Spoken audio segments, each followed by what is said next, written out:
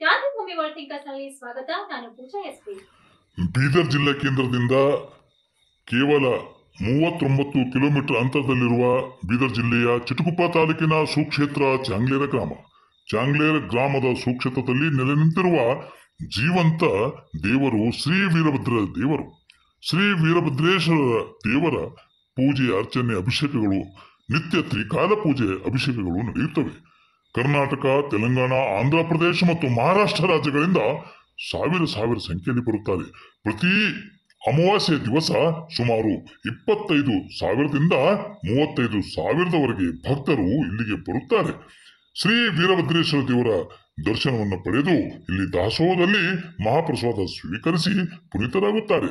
ಅದೆಷ್ಟು ಚಮತ್ಕಾರಿಗಳು ಹಾಗೂ ಹೋಗಿವೆ, ಪವಾಡಗಳು ನಡೆದು ಹೋಗಿವೆ. ಈ ಕುರಿತು ಪೂಜ್ಯ ಗುರುಗಳಿಂದ ಕೇಳೋಣ ಬನ್ನಿ. ಚಾಂಗ್ಲೇರದ ಶ್ರೀ ವೀರಭದ್ರೇಶ್ವರ ದೇವಸ್ಥಾನದ ಗುರುಗಳಿಂದ ಏನೇನು ವಿಚಾರ ಅಂತ ಕೇಳೋಣ ಬನ್ನಿ. ವಿಚಾರ ತಿಳಿದುಕೊಳ್ಳಿ. ಸುಕ್ಷೇತ್ರ ಚಾಂಗ್ಲೇರದ ಶ್ರೀ ವೀರಭದ್ರೇಶ್ವರರ ಕುರಿತು.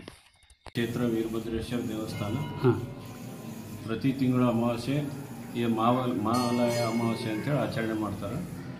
ಇದು ಶ್ರಾದ್ದ ಕರ್ಮಗಳನ್ನು ಮಾಡಲಿಕ್ಕೆ ಮತ್ತು ಈ ಹಬ್ಬ ಇದು ಈ ಅಮಾವಾಸ್ಯೆಯ ನಂತರ ಈ ದುರ್ಗಾದೇವಿ ಸ್ಥಾಪನೆ ಮಾಡ್ತಾರೆ. ಮರುದಿವಸ ಇಲ್ಲಿ ದೇವಸ್ಥಾನದಲ್ಲಿ ದಾಸೋಹ ಭಾಳ ಚೆನ್ನಾಗಿ ನಡೀತದೆ.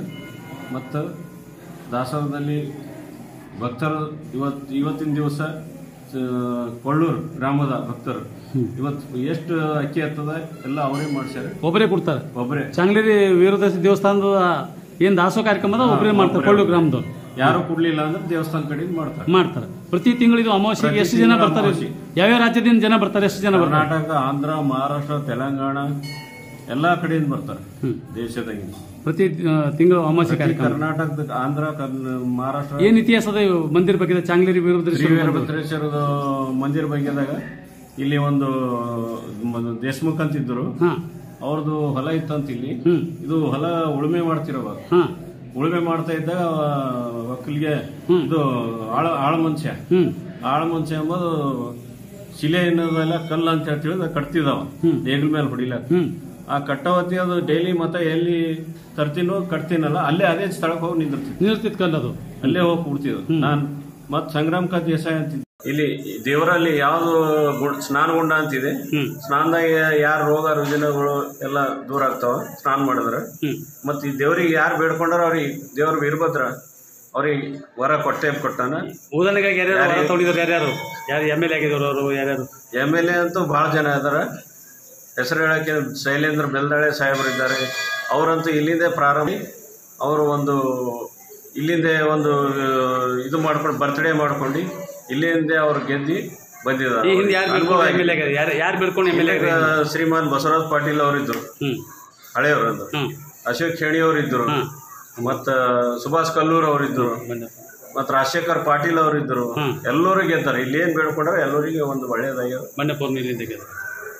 ಬಂಡೆಪ್ಪ ಕಾಶಂಪುರಿ ಅವರು 2 ಸಲ ಮಿನಿಸ್ಟರ್ ಆಗ್ಯಾರ, 2 ಸಲ ಗೆದ್ದಾರ ಅವರು. ದೇವರ ಮತ್ತ ಅವ್ರು ಎಲ್ಲರೂ ಕೆಲಸ ಮಾಡಿದ್ದಾರೆ. ಇಲ್ಲಿ ಏನು ಎಲ್ಲರೂ ಕೆಲಸ ಮಾಡಿ. ಈಗ ಏನಾದರೂ ಡೆವಲಪ್ಮೆಂಟ್ ಆಗಬೇಕಿದೆ ಇನ್ನು ಗುಡಿಯಲ್ಲಿ? ಇನ್ನೂ ಬಹಳಷ್ಟು ಇಲ್ಲಿ ಸ್ವಚ್ಛತೆ ಕಾರ್ಯಕ್ರಮ ಆಗಬೇಕು. ಮತ್ತು ಬಾತ್ರೂಮ್, ಸ್ನಾನಗೃಹಗಳು ಇವೆ ಎಲ್ಲ ಕ್ಲೀನ್ ಮೇಂಟೆನೆನ್ಸ್ ಬೇಕು. ದಾಸೋಹದ ವ್ಯವಸ್ಥೆ ಇನ್ನೂ ಚೆನ್ನಾಗಬೇಕು. ಅಡಿಗೆ ಮನೆಗಳು ಬೇಕು, ಕುಡಿಯೋ ನೀರು ವ್ಯವಸ್ಥೆ, ರೂಮ್ಸ್ ಬೇಕು. ಭಕ್ತರಿಗೆ 100 ರೂಮ್ಗಳು ಬೇಕು. ಭಕ್ತರಿಗಾಗಿ 500 ಸ್ನಾನ ಕೋಣೆಗಳು ಬೇಕು. ಅಡಿಗೆ ಕೋಣೆಗಳು ಬೇಕು 500. ಎಷ್ಟು ಸರ್ಕಾರದಿಂದ ಎಷ್ಟು ಅನುಕೂಲ ಆಗ್ತದೆ ಕಡಿಮೆ. ತಮ್ಮ ಹೆಸರು? ವೀರಯ್ಯ ಪೂಜಾರಿ, ಅರ್ಚಕರು. ತಾವು ಎಷ್ಟು ವರ್ಷದಿಂದ ಬರ್ತಾ ಇದ್ರಿ ಸರ್? ಎಷ್ಟು ವರ್ಷದಿಂದ ಬರ್ತಾ ಇದ್ರಿ? ಸುಮಾರು ವರ್ಷದಿಂದ ಬರ್ತಾ ಇರ್ತೀವಿ. ಬರ್ತಾ ಇರ್ತೀವಿ. ಎಷ್ಟು ವರ್ಷದಿಂದ ಬರ್ತಾ ಇದ್ರಿ? ನಾನು ತಿಳುವಳಿಕೆಯಿಂದ ಬರ್ತಾನೆ ಇರ್ತೀನಿ. ಏನಾಗಿತ್ತು ನಿಮಗೆ ಇಲ್ಲಿ ಬಂದ್ಮೇಲೆ? ಯಾವ ಕೇಳ್ಕೊಂಡ್ರಿ? ಏನೇನಾಯ್ತು ನಿಮ್ಗೆ? ಇಲ್ಲ, ಅದೇ ಒಳ್ಳೇದಿದೆ ನಮ್ಗೆ, ಯಾವುದೂ ಇದು ಇಲ್ಲ, ತೊಂದರೆ ಇಲ್ಲ. ಏನೇನು ಡೆವಲಪ್ಮೆಂಟ್ ಆಯ್ತು ನಿಮ್ಮ ಜೀವನದಾಗ? ನಮ್ಮ ನೌಕರಿ ಇತ್ತು.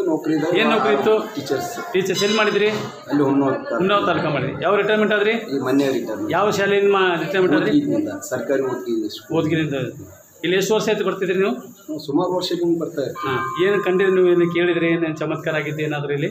ಇಲ್ಲಿ ಕೇಳಿದ್ದು ಒಂದು ಏನಂತಂದಿದ್ರೆ, ಹಾಂ ವೀರಭದ್ರೇಶ್ವರ ತಾಯಿಗೆ ಎಣ್ಣೆ ಹಾಕ್ತಿದ್ರು. ಹಾಂ ಆ ಎಣ್ಣೆ ಹಾಕೋದು ಬಹಳಷ್ಟು ಎಣ್ಣೆ ಗಟ್ಟಲೆ ಎಣ್ಣೆ ನುಗ್ತಿತ್ತು ಅಂತ. ಹಾಂ ಹಾಂ ಅದನ್ನು ಹಿಂಗೆ ಒಬ್ಬ ಹರಕೆ ಮಾಡಿದವರು, ಹಾಂ ಇಷ್ಟು ದೇವರು ಕಲ್ಲದ, ಇದು ಕಲ್ಲಿನಿಂದ ಇದು ದೇವರು ಇಷ್ಟು ಎಣ್ಣೆ ನುಗ್ತ ಹೆಂಗೆ ಅಂತ ಅನ್ನೋದು, ಅಷ್ಟು ಎಣ್ಣೆ ಎಲ್ಲ ಹೊರಗಡೆ ಬಂತು. ಹಾಂ ಪುನಃ ಮತ್ತು ಅವಾಗ ಏನು ಲಾಸ್ಟಿಗೆ ಏನದ ಅಂದ್ರೆ, ದಿವಸ ನಮಗೇನದ ಅಂದ್ರೆ ತಾಯಿಗೆ ಸವಾಸೀರ ಎಣ್ಣೆ ಇದು ಆಗಬೇಕು ಕೊಡ್ಬೇಕಂತೇಳಿ ದೇವರು ಆಜ್ಞೆ ಆಯಿತು. ಆಜ್ಞೆ ಆಯಿತು ಅಷ್ಟಂತ ಎಷ್ಟು ವರ್ಷದ ಮಾತಿರ್ಬೋದು ಇದು? ಎಷ್ಟು ವರ್ಷದ್ದು ಇದು ಭಾಳ ಹಳೆ ಇದು ಈಗೇನು ಕತೆ ಹೇಳಿದ್ರಲ್ಲ ಗುರುಗಳು, ಕಲ್ಲು ಸಿಕ್ತಿ ಅದು ರೈತ ಇದು ಮಾಡ್ತಿದ್ದ ಅಂತ ಹೇಳ್ತಿರಲ್ಲ, ಆ ರೈತ ಉಳುಮೆ ಮಾಡಿ ಇದು ಮಾಡಿದ ಏನು ಸ್ಥಾಪನೆ ಆಯಿತು, ಅದು ಹರಕೆ ಮಾಡಿ ಅದಕ್ಕೆ ಇದನ್ನು ಇದು ಮಾಡಿದಾಗ ಅವಾಗ ಅದು ಹೇಳಿದ ಕತೆ ಕೇಳಿದ್ದೀವಿ. ಧನ್ಯವಾದ. ಇಲ್ಲಿವರೆಗೆ ಮಾಹಿತಿ ನೀಡಿದಂಥ ಪರಮ ಪೂಜ್ಯರಿಗೂ ಕೂಡ ಅನಂತ ಧನ್ಯವಾದಗಳು. ಇದೇ ರೀತಿ ಕ್ಷೇತ್ರದ ಬೆಳವಣಿಗೆಯಾಗಿ ತಾವು ಕೂಡ ಸೇವೆಯನ್ನು ಮಾಡ್ತಾಯಿದ್ರಿ. ತಮಗೆ ಒಳ್ಳೆಯದಾಗಲಿ. ಧನ್ಯವಾದಗಳು.